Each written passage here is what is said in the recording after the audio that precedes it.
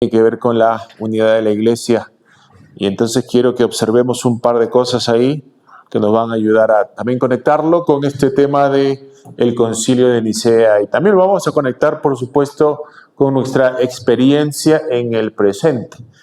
Estoy leyendo de la Nueva Biblia de las Américas, que a propósito, si se preguntan por qué estoy leyendo yo de esta traducción, pues me gusta porque tiende a ser bastante literal.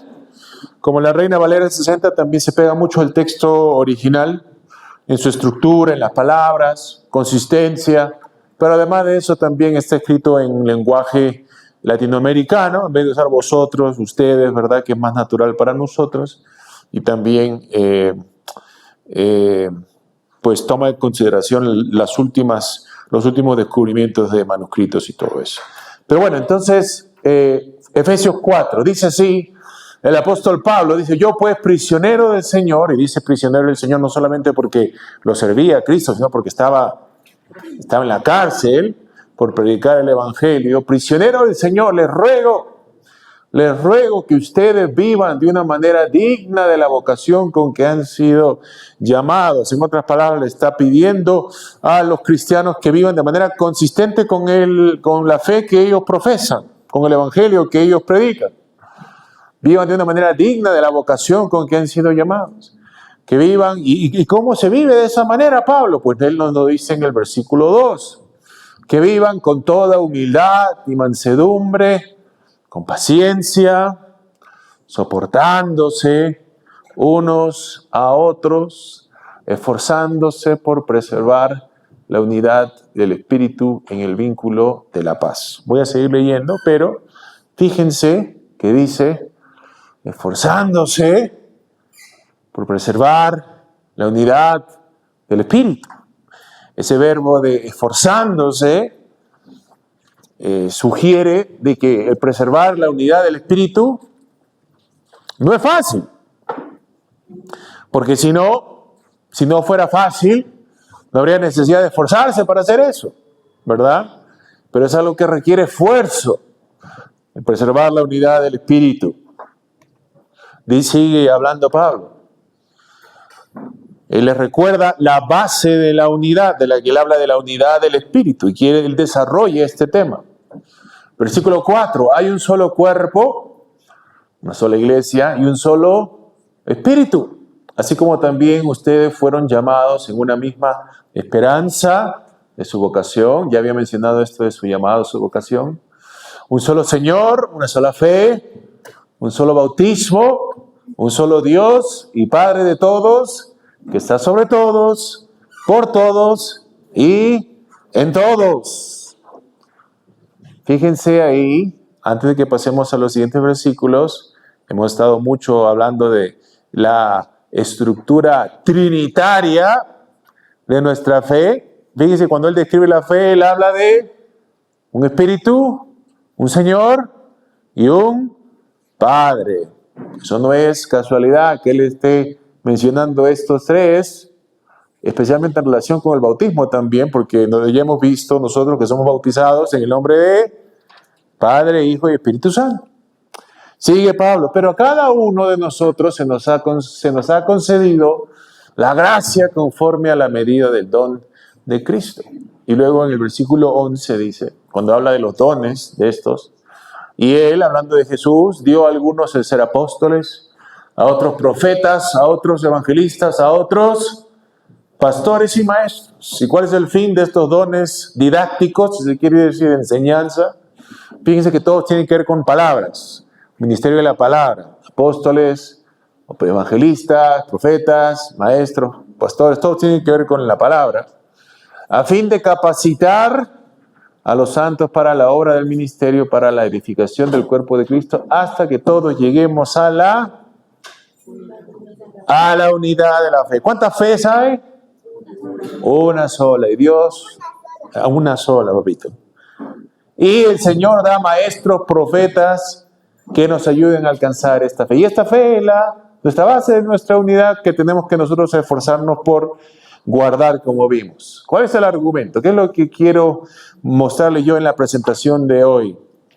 Que el Concilio de Nicea El primer concilio ecuménico nos recuerda la necesidad constante de esforzarnos por guardar la unidad del Espíritu. No es algo fácil, como estamos viendo. Fue difícil en el tiempo de Pablo cuando escribió Efesios 4. Vamos a ver que va a ser difícil guardar esta unidad en el tiempo de Nicea.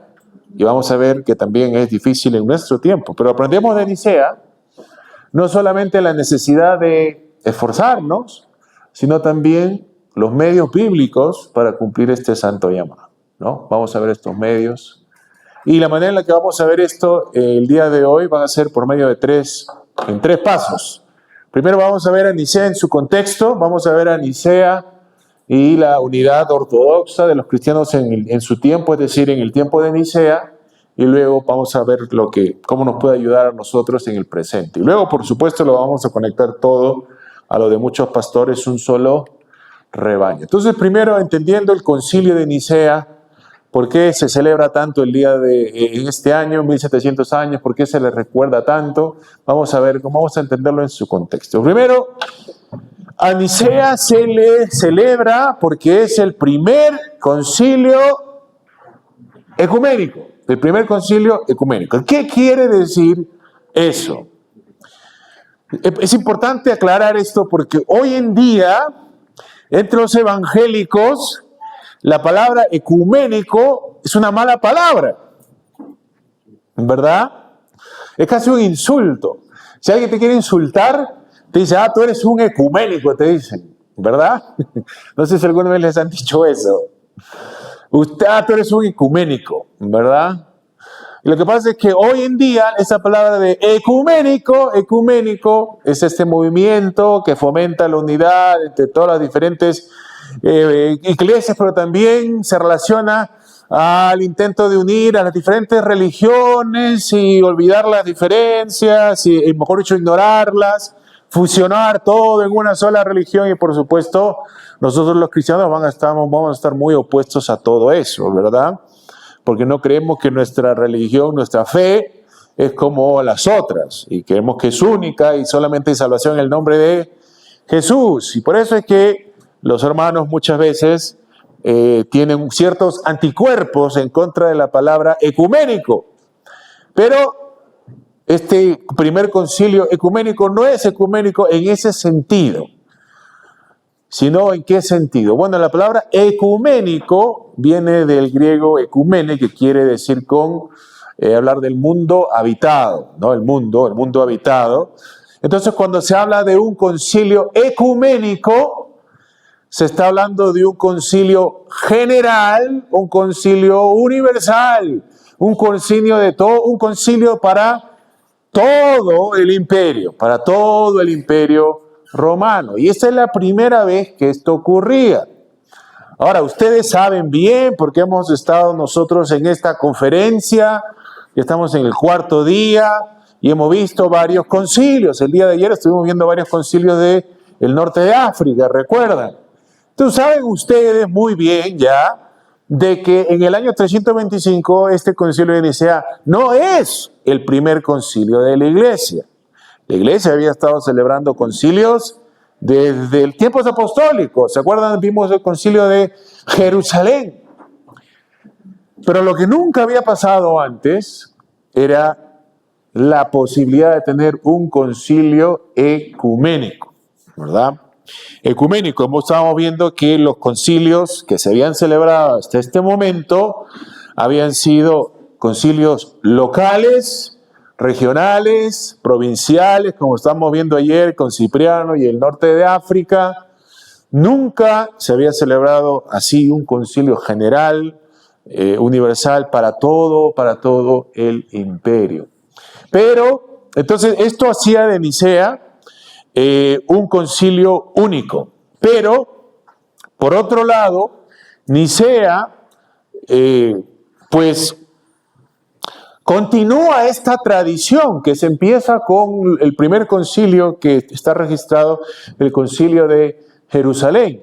Al igual que los concilios anteriores a Nicea, Nicea también busca proteger la ortodoxia. La ortodoxia, no recuerdo si ya le hemos explicado esta palabra, pero seguramente ustedes ya conocen la palabra ortodoxia. La palabra ortodoxia tiene que ver con sana doctrina. Esa es una palabra más bíblica, ¿verdad? La sana doctrina. Pero la ortodoxia es básicamente la sana doctrina. Viene de orto, correcto, doxa, gloria, enseñanza, en este caso, ¿verdad? La enseñanza correcta, la ortodoxia. Se busca proteger la ortodoxia, pero también la unidad de la iglesia. ¿Se acuerdan una vez más viendo el caso de Jerusalén, que pone el estándar para lo que ven a los judaizantes? Se busca proteger el evangelio a la luz de las enseñanzas de ellos, pero también mantener a la iglesia unida, gentiles y judíos. Entonces, este había sido el propósito de los concilios desde el comienzo. Y también este es el mismo propósito de Nicea. Pero ¿cuál es el problema? ¿Cuál es la controversia, el debate que ocasiona este concilio de Nicea? Y la ocasión es esta herejía que se conoce como el arrianismo. El arrianismo. Y se le llama arrianismo en honor, o mejor dicho, en deshonor de un señor que se llamaba Arrio. Arrio. ¿Quién era Arrio? Arrio era un presbítero de la iglesia de Alejandría. Alejandría era una de las iglesias más importantes del imperio.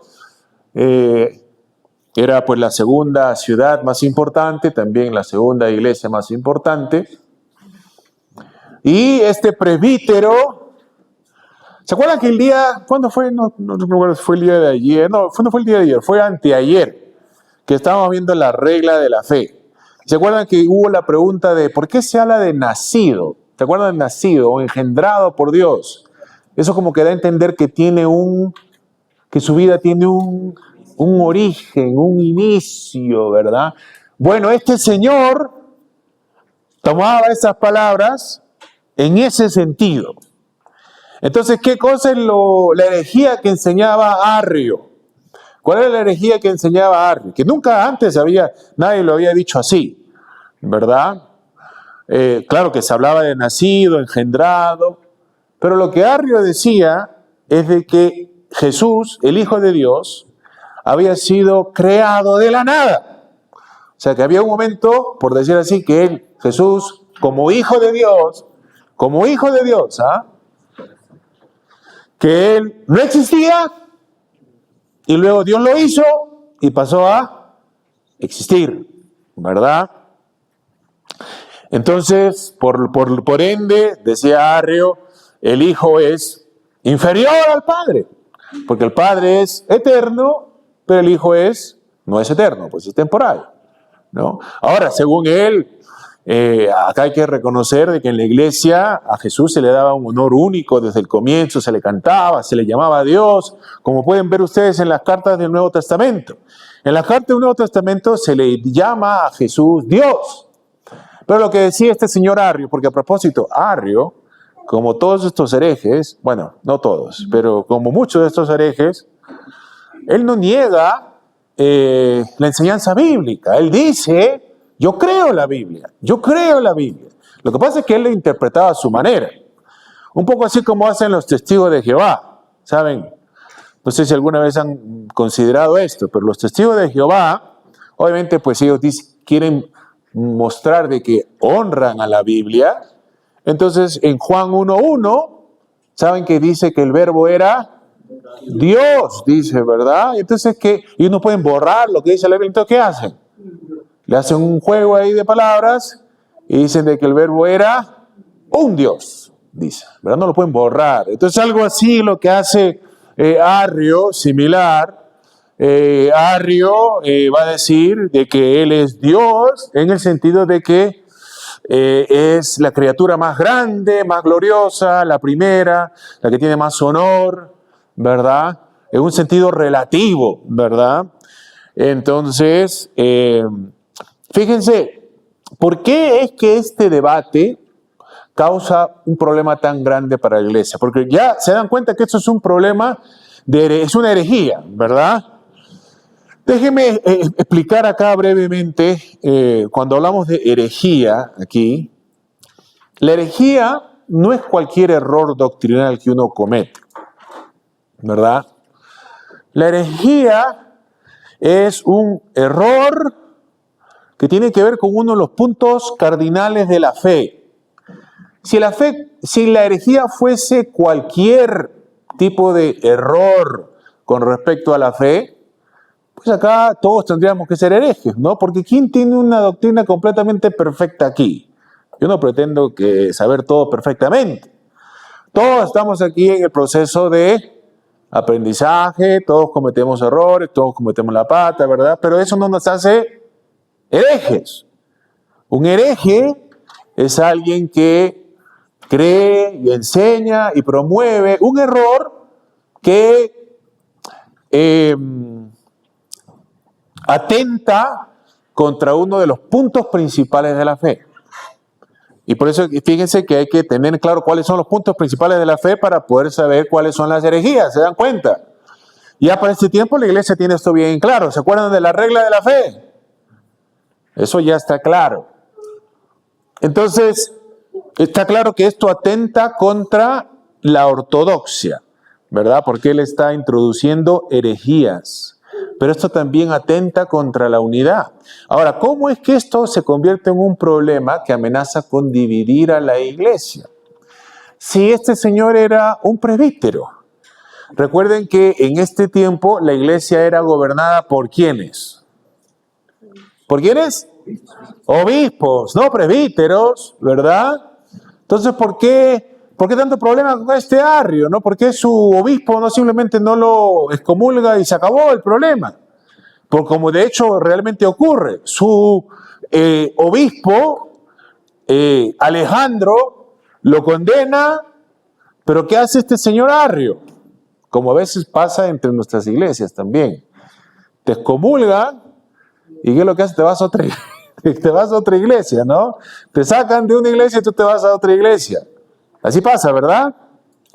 Y entonces Arrio, no, obviamente no estamos diciendo de que va a la iglesia que está en la otra esquina, porque todas estas iglesias en Alejandría están bajo el mismo obispo. O sea, él se va a otra ciudad, se va a una ciudad de las principales y él presenta su caso de tal manera que el obispo de esa ciudad, creo que era Eusebio de Nicomedía, pero no es Eusebio el historiador, ese es otro Eusebio, pero es un obispo principal. Él defiende a Arrio y entonces ahí es donde se arma un problema más serio, porque tenemos a un obispo principal, que es el obispo de Alejandría, que ha condenado a este señor se ha ido con otro obispo principal, el obispo lo está defendiendo y ahora tenemos un problema entre dos obispos de pesos pesados, y aquí es cuando ya las cosas toman dimensiones mayores, ¿se dan cuenta? Muy bien, entonces, pero aún así, eso no explica cómo es que podemos nosotros celebrar un concilio ecuménico, porque hasta ahora, recuerdan, eso no se había hecho, porque no se podía hacer. ¿Quién está por sobre toda la iglesia que puede convocar tal concilio? Y lo que pasa, lo que hace que este concilio sea posible es que ya para el año 325 que se convoque el concilio, un señor llamado Constantino se había convertido en el único emperador de todo el imperio romano. Es importante pues aclarar esto, que era el único emperador porque el imperio había pasado por temporadas en que el poder había sido repartido. Y de hecho, cuando Constantino empieza su función imperial, él era uno de 4 emperadores, pero poco a poco él va venciendo a sus contrincantes hasta que en el 324 vence al último y ya para el 325 él es el único emperador en todo el imperio romano. Y acá, para este tiempo también había ocurrido algo importantísimo.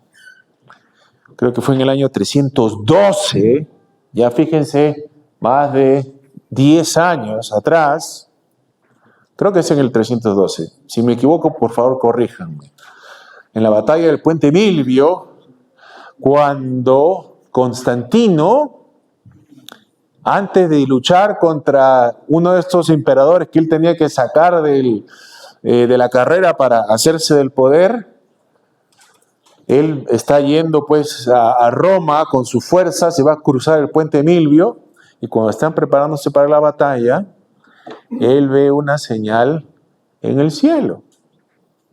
Y luego él dice, obviamente no sabemos porque no estamos en sus zapatos, y esto se debate mucho qué tan cierto es, pero lo que él dice es que luego, en un sueño, se le apareció Jesucristo y le dijo que esa señal que él había visto en el cielo era la señal con la que él iba a vencer a sus enemigos. Y entonces él dice la tradición, bueno, no sé qué tan cierto sea esto, y él pinta esta señal. No tengo una pizarra acá, pero tal vez ustedes lo han visto. El símbolo de Quirro, se dice Quirro, que es como una P. De hecho, ustedes lo ven en la iglesia católica, lo ven hasta el día de hoy. En otras iglesias también, para los protestantes también los pueden ver. Es como una P y abajo hay una X. Es el Quirro, que son las dos primeras letras del nombre de Cristo en griego, ¿verdad? Entonces él dice que también parecía, como se dibuja, parece una cruz también. Entonces, él sale a luchar, ¿y saben lo que pasa? Pues él gana la batalla. Y él atribuye su victoria al Dios de los cristianos. Ahora, Constantino en este momento todavía no se había bautizado. Él se va a ser bautizado en su lecho de muerte. En su lecho de muerte. Pero ya para este tiempo él estaba favoreciendo a la iglesia. Ya la persecución se había acabado, el cristianismo había sido legalizado y él también había comenzado a construir edificios para la iglesia.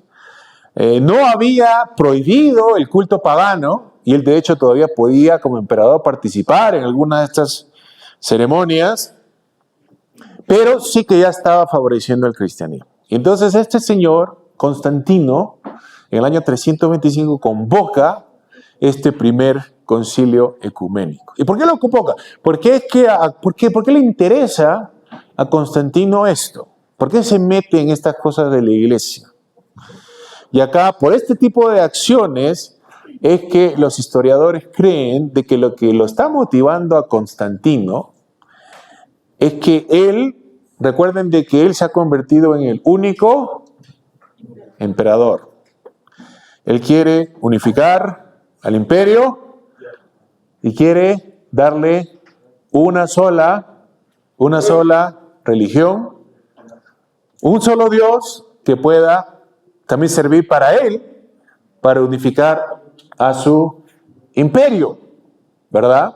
Y se dan cuenta que la iglesia le prestaba a él lo que él necesitaba. El día de ayer estamos viendo la impresionante red de comunicación y de relaciones que la iglesia había creado entre las iglesias por todo el imperio romano.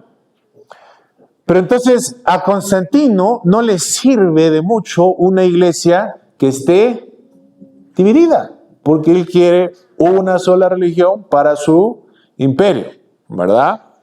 Es como un Dios, un obispo, un emperador, ¿no? Y entonces él convoca el concilio de Nicea para que los obispos puedan resolver este asunto. Y los obispos acceden. Fíjense, Constantino no pretende decirle a los obispos qué es lo que tenían que hacer. Él no les dice a ellos, esto es lo que ustedes van a decidir. No. Él los convoca y le dice, pues resuelvan este asunto, ¿no? Ustedes resuelvan. Los que votan ahí, el que vota no es Constantino. Los que votan son los obispos. Pero Constantino lo convoca, Constantino también elige al moderador, que curiosamente no es ninguno de los patriarcas, sino es su consejero personal, que era un obispo de Córdoba, en español, Ocio. pero él convoca pues a todos los obispos del imperio, que ya para este tiempo eran más de 1000 obispos, fíjense, más de 1000 obispos. Ahora, que convoque a todos no quiere decir que todos pueden venir, ¿verdad? Pero ciertamente vienen los principales obispos, incluso algunos representantes del obispo de Roma. Pero como repetimos, curiosamente, a diferencia de los concilios ecuménicos que la Iglesia Católica sigue celebrando hasta el día de hoy, que ellos le llaman ecuménicos, ¿verdad? Esto no es convocado por el Papa, lo convoca el emperador. Segundo, el Papa tampoco es el que preside, ni sus representantes, sino al que el emperador romano elige, ¿verdad? Pero están presentes y van a recibir las iglesias principales esta decisión. ¿Cuál es el resultado? ¿Cuál es el resultado de el concilio de Nicea? Bueno, el concilio produce un credo en contra de Arrio. Este no es el primer credo de la iglesia. ¿Se acuerdan que ya hemos visto la regla de la fe? Ya para este tiempo la iglesia ya había producido sus credos. No había un solo credo. En esencia todos decían lo mismo, pero cada iglesia podía tener su propia versión del credo. Pero lo que hace Nicea es produce un credo que está especialmente dirigido en contra de Arrio, ¿no? Entonces la tarea aquí es producir una declaración de fe que Arrio no pueda afirmar. Esa es la tarea, ¿verdad? Producir una declaración de fe que Arrio no pueda afirmar, ¿no? Y entonces se produce este credo.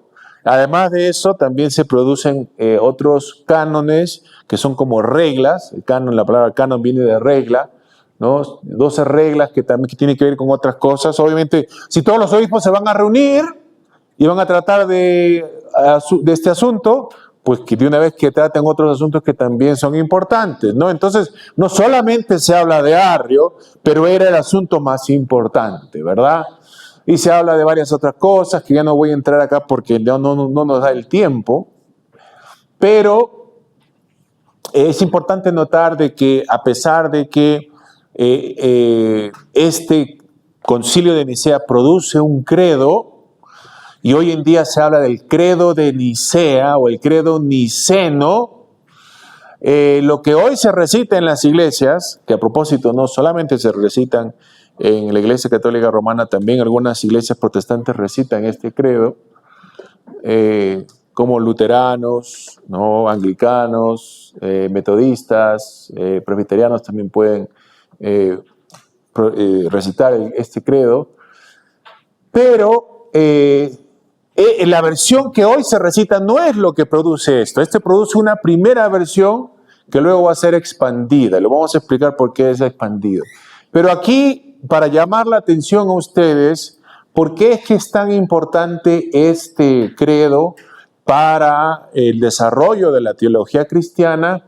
Es por este aporte que hace. El aporte clave de Nicea para la teología es que describe a Jesús con este término importantísimo que lo tienen acá en griego, homoousios, que en español sería como de la misma esencia, de la misma naturaleza, de la misma sustancia que el Padre, que el Hijo es de la misma sustancia, naturaleza o esencia que el Padre.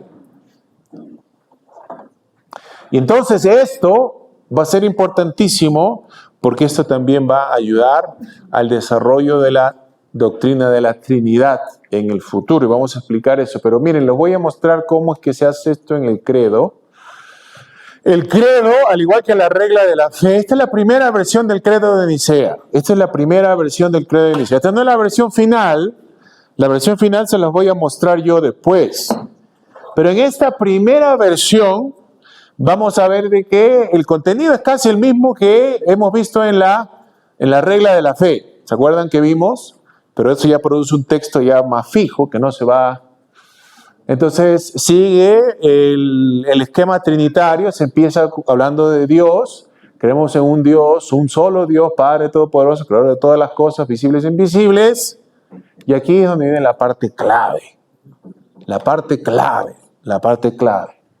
Porque recuerden, estamos hablando en contra de Arrio, ¿verdad? No estamos acá hablando acerca del Padre o del Espíritu, estamos hablando acá de qué significa que el Hijo, bueno, que Jesús sea Hijo de Dios, ¿verdad? Entonces se dice, y en un solo Señor Jesucristo, el Hijo de Dios, el unigénito, engendrado por el Padre, es decir, de la esencia del Padre, fíjense, ahí está, usía del Padre, Dios de Dios, luz de luz, Dios verdadero de Dios verdadero, engendrado, no creado. ¿Se acuerdan que estábamos hablando de esta diferencia el día de ayer? Acuérdense de Pinocho. Acuérdense de Pinocho. Pinocho no es hijo. Pinocho es una creación. No lo engendra, ¿verdad? Engendrado, no creado. Y acá está. Aquí es donde está homoousios. De la misma esencia del Padre. Eso en griego es homoousios tou patri. Es de la misma esencia con el Padre. Esto es el aporte luego dice por quien todo fue hecho, pero ¿por qué es importante esto? Y acá, para que se entienda un poquito la necesidad que hay de estos credos y de la teología en general. Miren, como hemos dicho el día anteayer estábamos hablando con la regla de la fe, estábamos diciendo de que cualquiera de estos puntos se puede demostrar fácilmente de la Biblia, es enseñanza bíblica. Cuando los obispos producían estos credos, ellos querían que esto resuma la enseñanza bíblica. Y entonces, lo que ellos preferían hacer es simplemente tomar frases directamente de la Biblia, ¿verdad? Pero ¿qué pasa en este asunto? Y acá una vez más, esto nos va a hacer ver la importancia de la teología. Si los obispos solamente se limitan en el credo repetir lo que la Biblia dice, ¿qué es lo que va a pasar con Arrio? ¿Qué creen que va a pasar con Arrio? Si solamente ellos se limitan a repetir las frases de la Biblia, ¿qué va a hacer Arrio? Va a decir que, pues por supuesto que yo lo creo. Por supuesto que yo lo creo. Pero luego le va a dar él su interpretación herética. ¿Verdad? Es que esto nos hace ver una cosa, hermanos. Acá nosotros, todos acá podemos decir, yo creo la Biblia. Y todos la creemos. Pero no todos creemos lo mismo, ¿se dan cuenta? ¿Por qué? Porque no todos la interpretamos igual. La Biblia hay que interpretarla. Si tú solamente la repites, entonces se va a interpretar, se va a tomar de diferentes maneras. Y entonces los obispos no pueden darse el lujo de repetir lo que dice la Biblia porque Arrio va a decir, yo creo eso. Ellos tienen que poner algo en el credo que Arrio no se atreva en ningún momento a pronunciar con sus labios. ¿Se dan cuenta? Y lo que ellos ponen ahí para cumplir este propósito es esto de acá. Homoousios, de la misma esencia, de la misma naturaleza. Como estábamos viendo el día de ayer, que el Hijo sea de la misma naturaleza, de la misma esencia, de la misma sustancia, quiere decir de que si el Padre es eterno y el Hijo tiene su misma sustancia, naturaleza, esencia, ¿el Hijo qué tiene que ser? Eterno también, no puede tener inicio, ¿verdad? Y entonces, esto es lo que ellos ponen. Se habla pues que por nosotros los hombres y por nuestra salvación descendió, se encarnó, se hizo hombre, padeció, resucitó el tercer día, subió al cielo, vendrá con gloria a jugar a vivos y muertos. Del Espíritu Santo, ¿qué se dice el Espíritu Santo? Solamente se dice que creemos en el Espíritu Santo. No se dice nada más. Y eso va a ser un problema después, porque una vez más, si solamente decimos creemos en el Espíritu Santo, y eso es todo lo que decimos, ¿saben lo que va a pasar? Cada uno va a creer lo que cree, pues, ¿no? Y entonces luego la iglesia va a tener que definir un poco más esto. Pero hay que recordar, la iglesia no se reúne, los obispos no se reúnen en esta ocasión para hablar del Espíritu Santo. Ellos están acá para hablar acerca de Arrio, ¿verdad? Y entonces fíjense, acá nos ayuda a ver cómo es que la teología cristiana se desarrolla con el tiempo. La fe cristiana, la teología se desarrolla de esta manera. Todos empezamos afirmando la misma cosa, pero luego alguien le va a dar una interpretación muy peculiar a uno de estos puntos y lo va a traer ante todos. Todos nos vamos a escandalizar, pero eso no es lo que creemos. Tenemos que esclarecer, aclarar lo que creemos, y entonces se desarrollan estas nuevos términos, nuevas terminologías, y luego va a surgir que otra pregunta, ¿no? Entonces va a ser con medio de estas preguntas. Realmente fíjense lo que pasa con la teología. La herejía, uno de los resultados, se puede decir inesperados, de la herejía, es de que sirve como ocasión para que la ortodoxia crezca, se desarrolle y se esclarezca. Porque es cuando sale un hereje que dice una cosa, que luego crea la necesidad que la iglesia aclare esa cosa, ¿no? Y entonces eso es lo que estamos viendo acá con respecto al credo. Y entonces, como esto está, fíjense, cuando se recita el credo de Nicea, esta parte nunca se dice, porque no es parte de la versión posterior, pero sí es parte de la versión original de Nicea. Y como dice, esto está orientado hacia Arrio. Y entonces lo que dice esta primera versión es, y a los que dicen, hubo un tiempo en que no existió, hablando del verbo, ¿verdad?, del Hijo. O antes de ser engendrado, no existió. O fue hecho de la nada. O de otra hipóstasis o esencia, pretendiendo que el Hijo de Dios es creado y sujeto a cambio y alteración. A estos los anatematiza, o sea, los condena la Iglesia Católica. Recuerden que esta no es la Iglesia Católica Romana.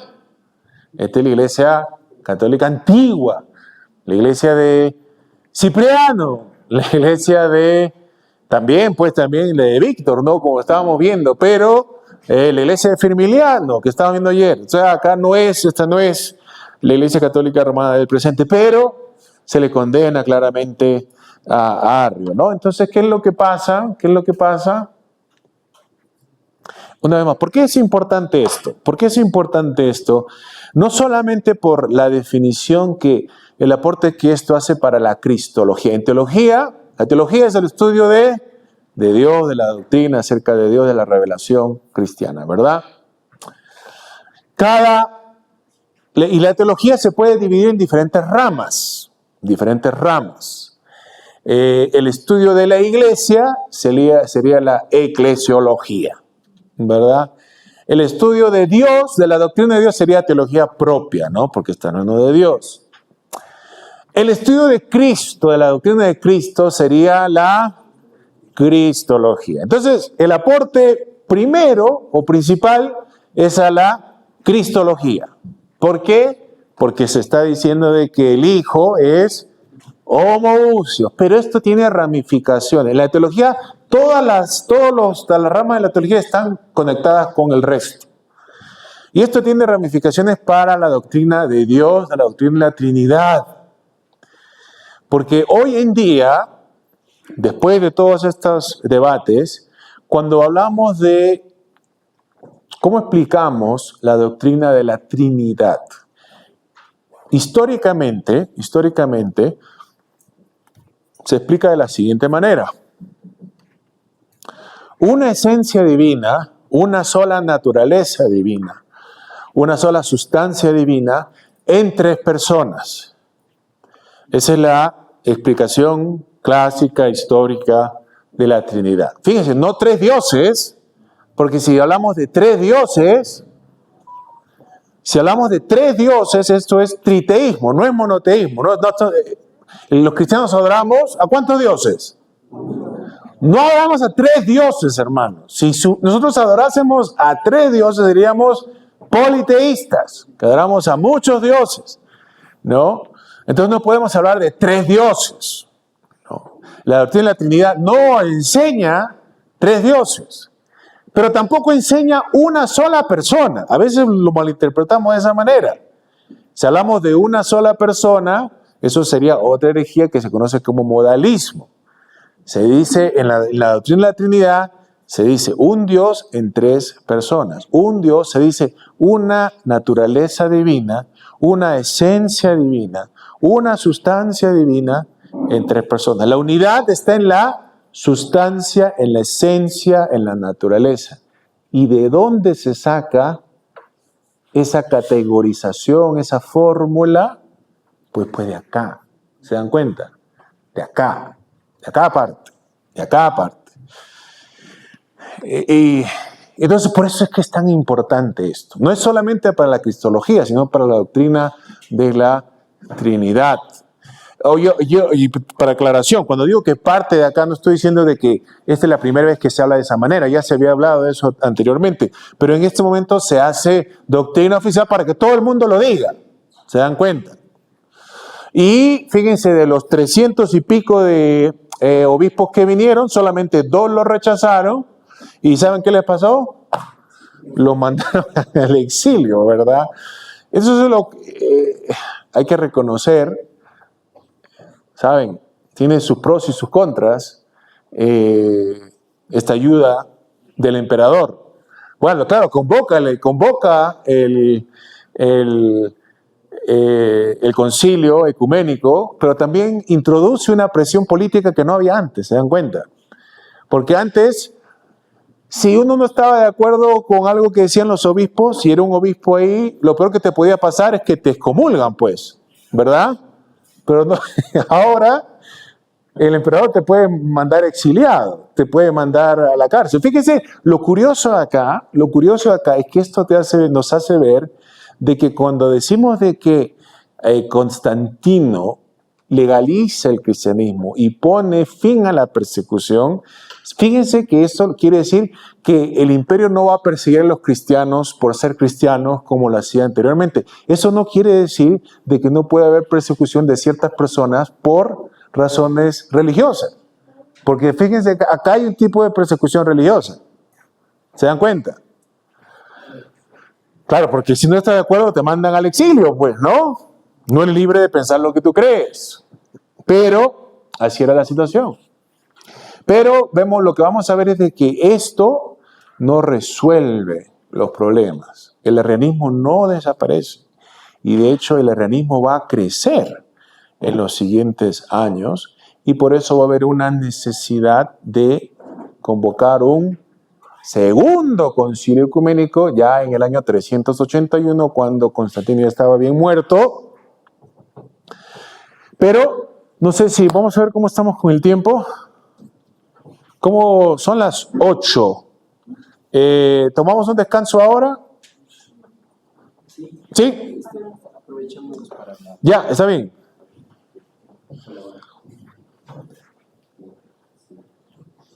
Hermanos, vamos a aprovechar este tiempo antes de bajar a tomar el cafecito para acomodarnos de una manera así muy interesante acá y tomarnos una bonita foto con nosotros, ¿sí? Nunca lo hemos hecho cada conferencia teológica, pero esta vez sí lo vamos a hacer. Y ahora mismo, a ver, nos acomodamos por favor en todo esta parte. No sé cómo nos vamos a acomodar, pero acá, arriba, y gracias a Dios, el poder es alto, así que vamos a salir.